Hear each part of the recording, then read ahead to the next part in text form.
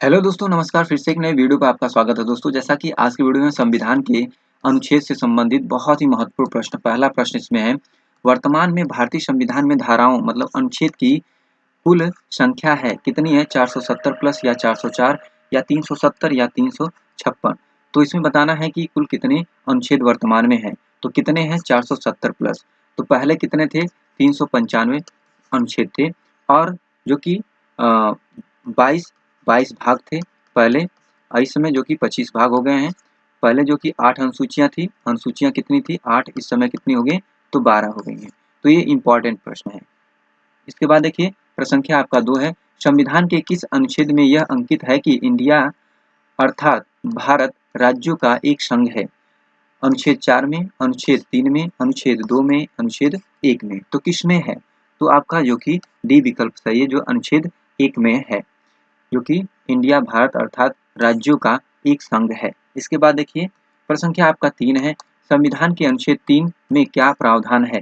परिसंघ का, महासंघ का, परिसंघ प्रबल एकात्मक आधार के साथ, या डी है नए राज्यों का गठन व वर्तमान राज्यों की सीमाओं, क्षेत्रों या नामों में परिवर्तन का प्रावधान। तो कौन सा इसमें अनुच्छेद 3 सही है? तो आपका जो कि डी सही है, इसमें आपका नए राज्यों का गठन व वर्तमान राज्यों की सीमाओं, क्षेत्रों या नामों में परिवर्तन का प्रावधान। तो ये पूछा जाने वाला प्रश्न है।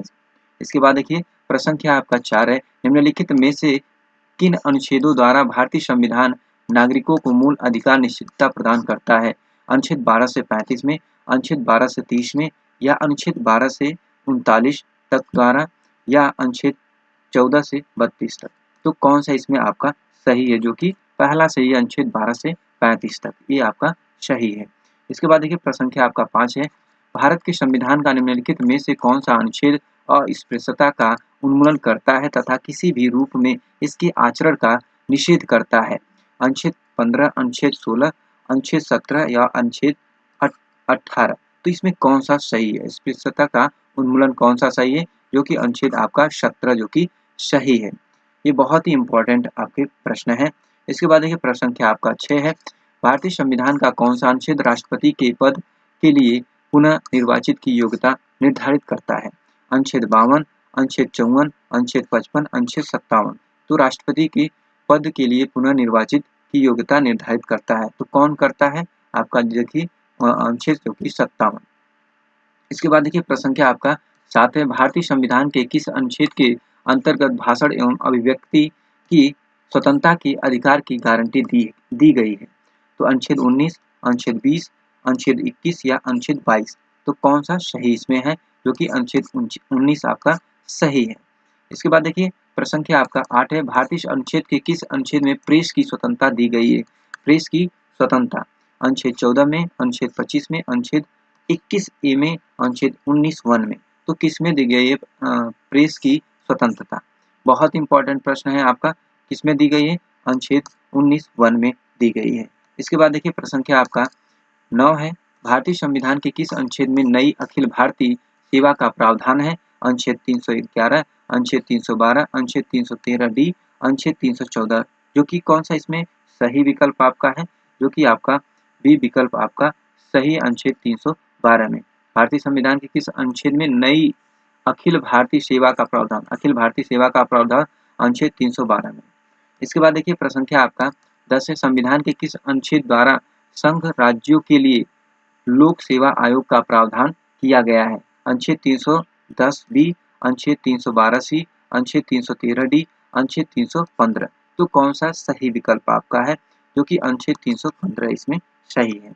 इसके बाद देखिए, प्रश्न संख्या आपका 11, संविधान के किस अनुच्छेद के अंतर्गत वित्त आयोग के गठन का प्रावधान है? अनुच्छेद 293, अनुच्छेद 280, अनुच्छेद 263 या अनुच्छेद 249। तो कौन सा इसमें विकल्प आपका सही है? ऑप्शन जो कि बी सही है, अनुच्छेद 280 जो कि वित्त आयोग के गठन का प्रावधान है। इसके बाद देखिए, प्रश्न संख्या आपका 11 के बाद 12 आ गया, संपत्ति का अधिकार संवैधानिक अधिकार या है किस अनुच्छेद के अनुसार? तो किस अनुच्छेद के अनुसार? अनुच्छेद 28 से, अनुच्छेद 30 से, अनुच्छेद 31 घ, अनुच्छेद 300 क। तो इसमें कौन सा सही विकल्प है आपका? जो कि डी 300 क उत्तर आपका सही है। अब देखिए प्रश्न संख्या आपका 13 है, किस अनुच्छेद के अंतर्गत संसद संविधान में संशोधित कर सकती है? तो अनुच्छेद 269, अनुच्छेद 74, अनुच्छेद 368 या अनुच्छेद 374। तो कौन सा इसमें विकल्प सही है? तो कौन सा सही आपका है? जो कि अनुच्छेद 368। प्रश्न संख्या आपका 14 है, भारत के संविधान का अनुच्छेद 370 किसी असाधारण विशेषाधिकार प्रदान करता था? जम्मू कश्मीर को, मिजोरम को, सिक्किम को या मणिपुर को? तो किसको करता था? जम्मू कश्मीर को करता था। इसके बाद देखिए प्रश्न संख्या आपका 15 है, भारतीय संविधान का कौन सा अनुच्छेद विभिन्न आधारों पर किसी भी भारतीय नागरिकों के साथ भेदभाव से संबंधित है? तो अनुच्छेद 11 है, अनुच्छेद 19 है, अनुच्छेद 13 है, अनुच्छेद 15। तो इसमें आपका जो कि सही है आपका डी, अनुच्छेद 15 है।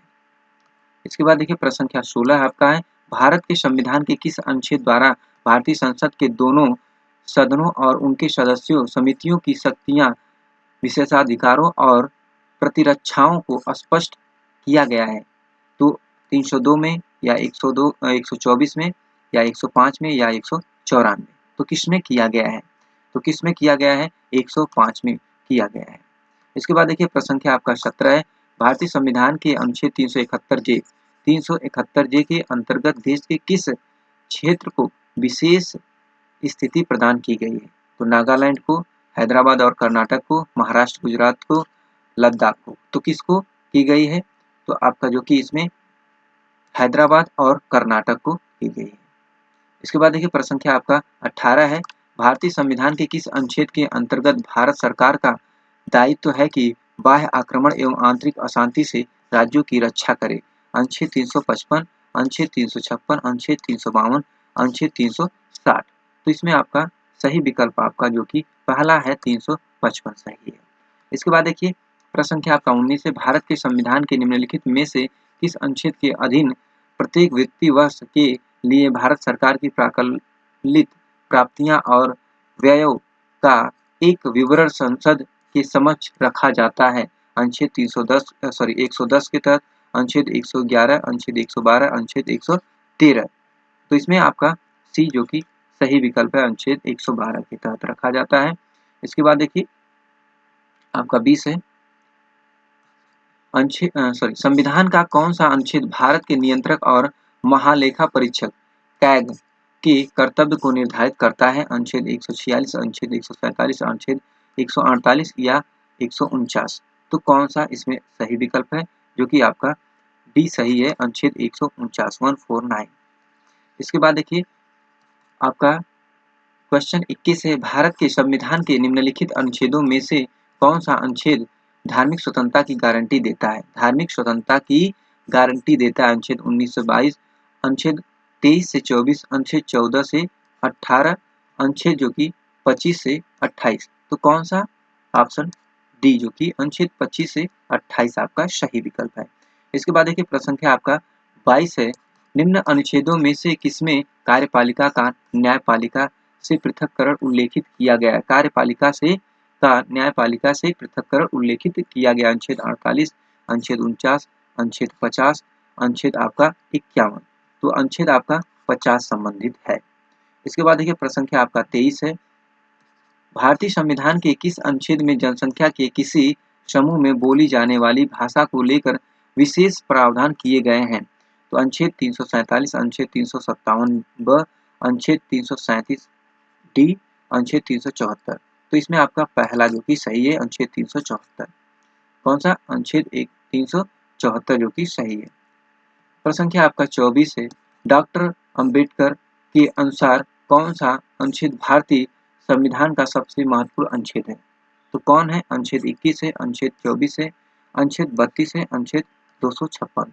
तो कौन सा इसमें सही विकल्प है?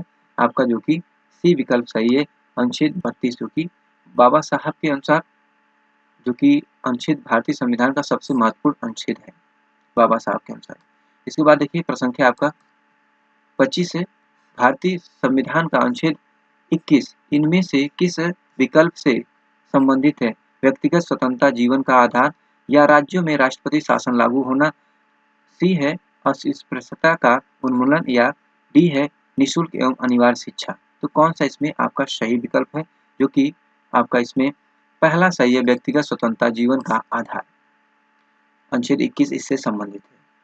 इसके बाद देखिए प्रश्न संख्या 26 है, किस अनुच्छेद के तहत भारत का सर्वोच्च न्यायालय रीट मतलब आदेश जारी कर सकता है? अनुच्छेद 131, अनुच्छेद 32, अनुच्छेद 226, अनुच्छेद 143।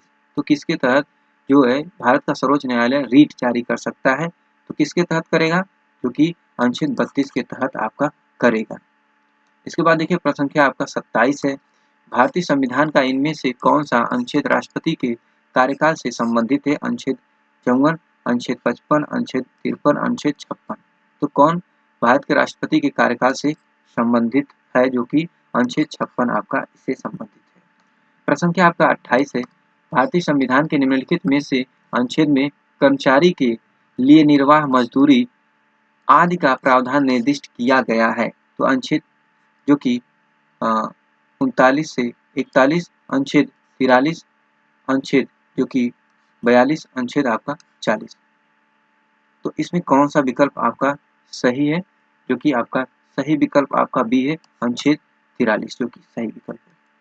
आपका देखिए प्रश्न संख्या 29 है, 44वें संशोधन 1978 में ने भारतीय संविधान के किस अनुच्छेद को प्रभावित करता है? अनुच्छेद 301, अनुच्छेद 298, अनुच्छेद 299, अनुच्छेद 300 क में। तो कौन सा इसमें आपका सही विकल्प है? जो कि आपका डी सही है, 300 क आपका सही है। 44वें संविधान संशोधन 1978 ने भारतीय संविधान के किस अनुच्छेद को प्रभावित किया? तो 300 क को प्रभावित किया। इसके बाद देखिए प्रश्न संख्या आपका 30 है, भारतीय संविधान के निम्न में से कौन से अनुच्छेद में धन विधेयक को परिभाषित किया गया? अनुच्छेद 110, अनुच्छेद 109, अनुच्छेद 115, अनुच्छेद 113। तो भारतीय संविधान के निम्नलिखित में से कौन से अनुच्छेद धन विधेयक को परिभाषित किया गया? धन विधेयक को परिभाषित किया गया कौन सा अनुच्छेद आपका है? जो कि अनुच्छेद 110 है। इसके बाद देखिए प्रश्न संख्या आपका 31 है, दिए गए अनुच्छेद में किसमें 6 से 14 वर्ष के बच्चों के निःशुल्क और अनिवार्य शिक्षा का प्रावधान है? बहुत इंपॉर्टेंट क्वेश्चन है। अनुच्छेद 43, अनुच्छेद 21A, अनुच्छेद 42 या अनुच्छेद 41। तो कौन सा विकल्प आपका सही है? अनुच्छेद 21A आपका सही विकल्प है। इसके बाद देखिए प्रश्न संख्या आपका 32 है, भारतीय संविधान का कौन सा अनुच्छेद सार्वजनिक रोजगार में समान अवसर का अधिकार प्रदान करता है? अनुच्छेद 13, अनुच्छेद 15, 14 और उसके बाद अनुच्छेद 16। तो कौन सा सही है? कौन सा अनुच्छेद जो कि सार्वजनिक रोजगार में समान अवसर का अधिकार प्रदान करता है? तो अनुच्छेद 16 आपको प्रदान करता है। इसके बाद देखिए प्रश्न संख्या आपका 33 है, भारतीय संविधान के निम्नलिखित में से किस अनुच्छेद में संसद के दोनों सदनों को संयुक्त बैठक से संबंधित प्रावधान किया गया है? तो किसमें किया गया है? अनुच्छेद 108 में, अनुच्छेद 129 में, अनुच्छेद या 164 में, अनुच्छेद 118। किसमें ये किया गया है, प्रावधान किया गया है? तो कौन सा आपका पहला 108 में किया गया? इसके बाद देखिए प्रश्न संख्या आपका 34 है, भारतीय संविधान के निम्नलिखित अनुच्छेदों में से किस अनुच्छेद में यह उल्लिखित है मुख्यमंत्री राज्यपाल द्वारा नियुक्त किया जाएगा? मुख्यमंत्री राज्यपाल द्वारा नियुक्त किया जाएगा। अनुच्छेद 130, अनुच्छेद 122, अनुच्छेद 164, अनुच्छेद 162। तो इसमें सही विकल्प आपका है जो कि अनुच्छेद 164 आपका सही है। इसके बाद देखिए प्रश्न संख्या आपका 35 है, भारतीय संविधान के किस अनुच्छेद के तहत राष्ट्रीय ध्वज फहराने का अधिकार है? जो कि भारतीय संविधान के किस अनुच्छेद में के तहत जो कि राष्ट्रीय ध्वज फहराने का अधिकार है? तो अनुच्छेद 18(1), अनुच्छेद 19(1), अनुच्छेद 20(1), अनुच्छेद 21(1). तो किसमें है? अनुच्छेद 19(1) में आपका है। इसके बाद देखिए प्रश्न संख्या आपका 36 है, आपातकाल के समय किस अनुच्छेद को निलंबित नहीं किया जा सकता है?